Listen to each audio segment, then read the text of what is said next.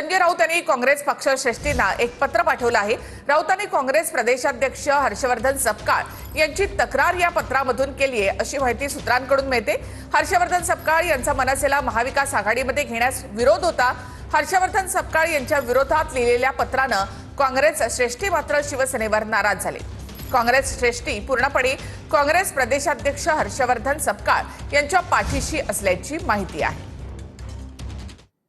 सूत्रांच्या माहितीनुसार संजय राऊतांनी काँग्रेसचे प्रदेशाध्यक्ष हर्षवर्धन सपकाळ यांच्या विरोधात पत्र लिहिलं। काँग्रेस प्रदेशाध्यक्ष हर्षवर्धन सपकाळांचा मनसेला महाविकास आघाडीत घेण्यास विरोध होता। हर्षवर्धन सपकाळांविरोधात लिहिलेल्या पत्रानं काँग्रेस पक्षश्रेष्ठी शिवसेनेवर नाराज असल्याची ही माहिती सूत्रांनी दिली आहे। दरम्यान काँग्रेस पक्षश्रेष्ठी सपकाळांच्या पाठीशी असल्याची माहिती आहे। हर्षवर्धन सपकाळांनी राज ठाकरेंबाबत चर्चा करून कळवतो असं राऊतांना पत्र लिहिलं होतं। तरीही राऊतांनी पत्र लिहिल्यामुळे काँग्रेस पक्षश्रेष्ठी नाराज आहेत। अद्याप कुठलीही चर्चा झालेली नसताना राज ठाकरेंना सोबत घेण्याचा प्रश्नच नसल्याचं काँग्रेसचं मत आहे। तर राज ठाकरेंना सोबत घेतल्यानं परप्रांतीय मतदार लांब जातील असंही काँग्रेस पक्षश्रेष्ठींचं मत आहे। मनसे सोबत घेण्याचा किंवा इतर पक्ष सोबत घेण्याच्या अनुषंगानं हे शिष्टमंडळ नव्हतं। हे स्पेसिफिकली शिष्टमंडळ कशासाठी होतं की निवडणूक आयोगाचा जो गोंधळ आहे त्या गोंधळाच्या अनुषंगानं त्यांच्या डोळ्यात झणझणीत अंजन घालणे हा एकंदरीत त्या शिष्टमंडळाचा हेतू होता आणि त्या हेतूच्या अनुषंगानं सर्व राजकीय पक्ष निवडणूक आयोगाला आणि चीफ इलेक्टोरल ऑफिसरला भेटलेले आहेत। त्यामुळे यात आघाडीचा युतीचा असा कुठल्याही प्रकारची चर्चाच त्या ठिकाणी शक्य नसल्यामुळे ह्या सगळ्या चर्चा ज्या आहेत त्या अनावश्यक आहे असं वाटतं। तर संजय राऊत यांनी काँग्रेस पक्षश्रेष्ठींना एक पत्र पाठवलं आहे आणि या पत्रामध्ये काँग्रेस प्रदेशाध्यक्ष सपकाळांची तक्रार करण्यात आलेली आहे अशी सूत्रांकडून माहिती मिळते। मनसेला महाविकास आघाडीमध्ये घेण्यास सपकाळांचा विरोध होता असं या पत्रामध्ये संजय राऊतांनी लिहिलंय अशी माहिती सूत्रांकडून मिळते। तर काँग्रेसचे प्रदेशाध्यक्ष हर्षवर्धन सपकाळ आपल्यासोबत जोडले गेलेले आहेत। सपकाळजी, स्वागत तुमचं TV9 मध्ये। संजय राऊतांनी एक पत्र लिहिलंय काँग्रेस पक्षश्रेष्ठींना। त्यांचं असं म्हणणं आहे की महाविकास आघाडीमध्ये मनसेला सोबत घेण्यास तुमचा विरोध आहे, खरं आहे काही?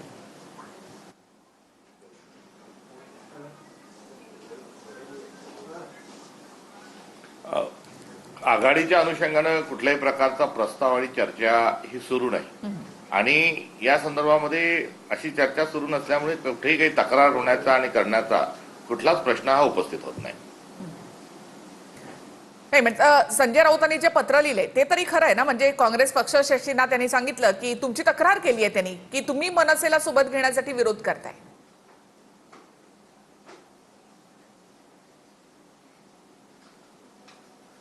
नाही, तक्रार करण्यासारख्या काही घटना घडलेल्याच नाही, त्यामुळे तक्रार कशाची करणार आणि का करणार? त्यामुळे मला असं वाटतं की उठवलेली आवई आहे, अशी कुठलीही तक्रार ही होण्याची कुठलीही माझ्याजवळ माहिती नाही आणि काही होण्याचं कारण देखील नाही। बरं, मग मनसे जर महाविकास आघाडीमध्ये आली तर तुम्हाला ते चालणार आहे का?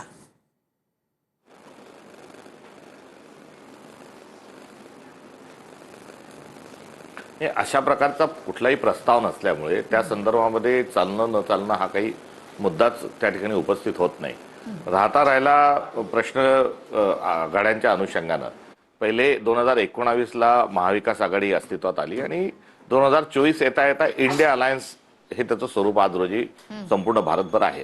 त्यामुळे इंडिया अलायन्सच्या अनुषंगानं जे काही निर्णय होतील ते राष्ट्रीय स्तरावर देशभरातल्या सर्व पार्टनरशी बोलून होतील। त्यामुळे अशा स्वरूपाचे जे निर्णय आहेत जे देशातील मित्र पक्षांच्या सोबत घटक पक्षासोबत आमचं नेतृत्व चर्चा करून घेणार आहे त्या संदर्भामध्ये इथे महाराष्ट्रामध्ये कुठल्याही प्रकारचं त्याच्यावर भाष्य करणं हे अनावश्यक आहे।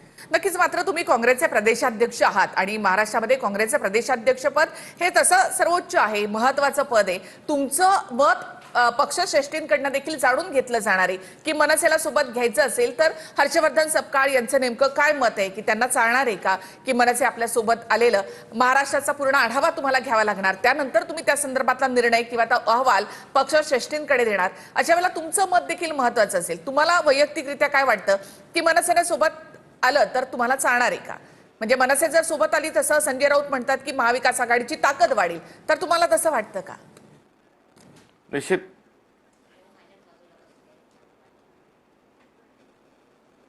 नाही, अशा प्रकारचा प्रस्ताव आल्यानंतर यावर भाष्य करणं हे योग्य राहील. मी व्यक्तिगत कोणत्याही प्रकारचं भाष्य करणं योग्य नाही, कारण मी प्रदेश अध्यक्ष आहे आणि काँग्रेसमध्ये अध्यक्ष हे पदाच्या अनुषंगानं काम करण्याचं एक मोठा वारसा आम्हाला हा लाभलेला आहे. आणि अशा प्रकारे जेव्हा काही प्रस्ताव वेगवेगळे येतात एवढंच नव्हे तर सर्व सहकाऱ्यांशी नेतृत्वाशी चर्चा करून याबद्दल एक मत कळवण्याच्या अनुषंगाने किंवा भूमिका घेण्याच्या अनुषंगाने माझा एक सातत्याने हा प्रयत्न राहतो. आणि त्याकरता एक आम्ही पॉलिटिकल अफेअर्स कमिटी पण प्रदेश काँग्रेस कमिटीच्या माध्यमातून केलेली आहे. त्याच्यासोबत नियमित बैठकाही या सुरू असतात. त्यामुळे यातूनच निर्णय घेण्याची एक पद्धत, जो निर्णयामध्ये सामूहिक स्वरूपाचं त्या निर्णयाचं प्रारूप स्वरूप असलं पाहिजे, हा देखील माझा अध्यक्ष झाल्यापासूनचा एक आग्रह आहे. आणि त्या अनुषंगानं प्रदेश काँग्रेसचं कामकाज हे सामूहिक नेतृत्वाच्या आणि दुसऱ्या तिसऱ्या चौथ्या फळीपासून तर पहिल्या फळीची मोड बांधत असताना पुढे घेऊन जाण्याचा माझा प्रामाणिक प्रयत्न आहे. असं तर नाही की राज ठाकरे जर सोबत आले महाविकास आघाडीच्या तर मग परप्रांतीय मतं ही काँग्रेसपासून दूर जातील, ही भीती काँग्रेसला आहे का?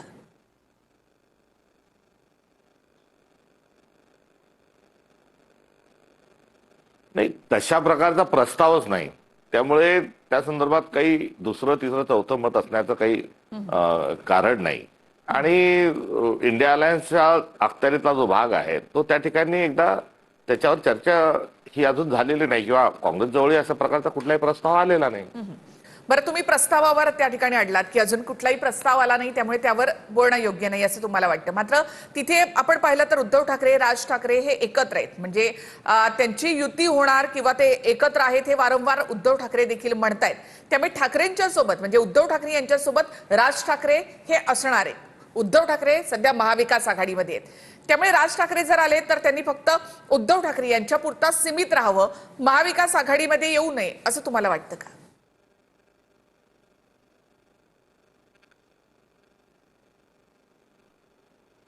नाही, या संदर्भात निवडणुका मी काही प्रस्ताव या विषयावर आडून पडलेलो नाही.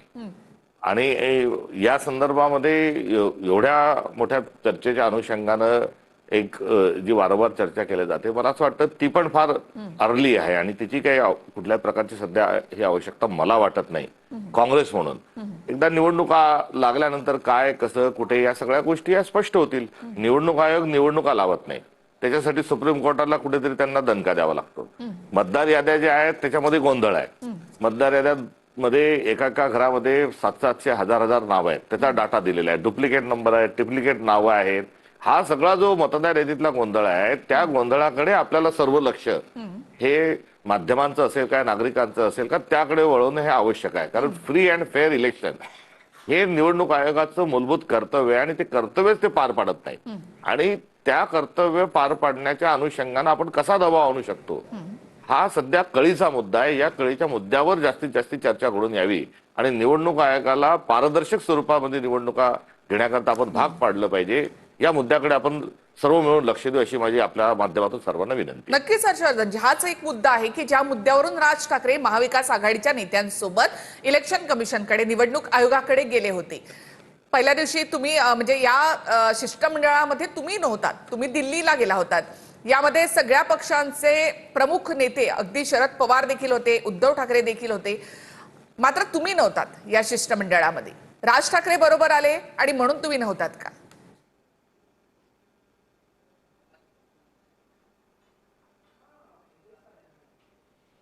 निवडणूक आयोगाला मी यापूर्वी सातत्याने भेटलेलो आहे. निवडणूक आयोगाकडे ह्या सर्व मुद्द्यांच्या अनुषंगाने आम्ही पाठपुरावा केला आहे, लेखी पत्रही दिले आहे.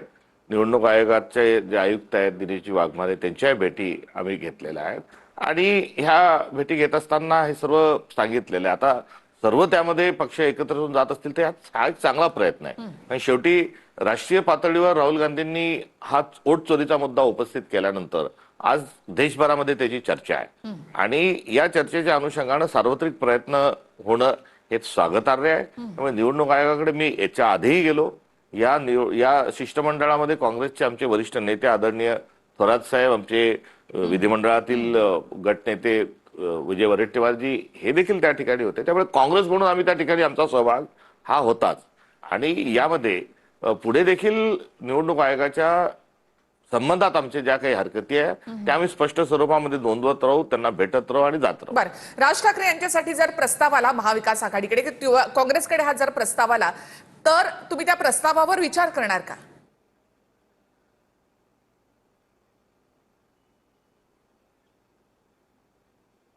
नाही, आता जर तर या प्रश्नाचं काही मला असं वाटतं की हा प्रश्न फार अर्ली आहे आणि इतक्या लवकर तातडीने याच्यावर काही भाष्य करण्याची आवश्यकता आहे. सर, 2 महिन्यात निवडणुका आलेल्या आहेत. इलेक्शन कमिशनला सुप्रीम कोर्टाचे आदेश आहेत की जानेवारी 31 पर्यंत सगळ्या निवडणुका घ्या. म्हणजे निवडणुका काही फार लांब नाहीत, पुढच्या 1 महिन्यामध्ये निवडणुका होणार आहेत. तर हा फार लवकर हा निर्णय होतोय किंवा लवकर यावर चर्चा होते असं वाटतं तुम्हाला?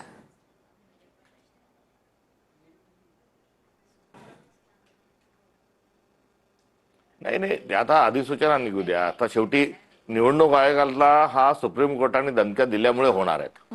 या तर तशा यांच्या घेण्याची काही इच्छा नव्हती. आता एखाद्या वेळेस अजूनही हे काही घडून आणण्याच्या अनुषंगाने कारस्थान भारतीय जनता पक्ष असतं का काय, हा देखील एक प्रश्न आहे. त्यामुळे जेव्हा सगळ्या एबी फॉर्म देण्याच्या अनुषंगानं किंवा प्रत्यक्ष निवडणुका जाहीर होतील त्यानंतरच या संदर्भामध्ये सगळे जे दूध का दूध आहे पाणी का पाणी होईल. बरं, नक्कीच. धन्यवाद हर्षवर्धनजी, तुम्ही आमच्याशी बोलला.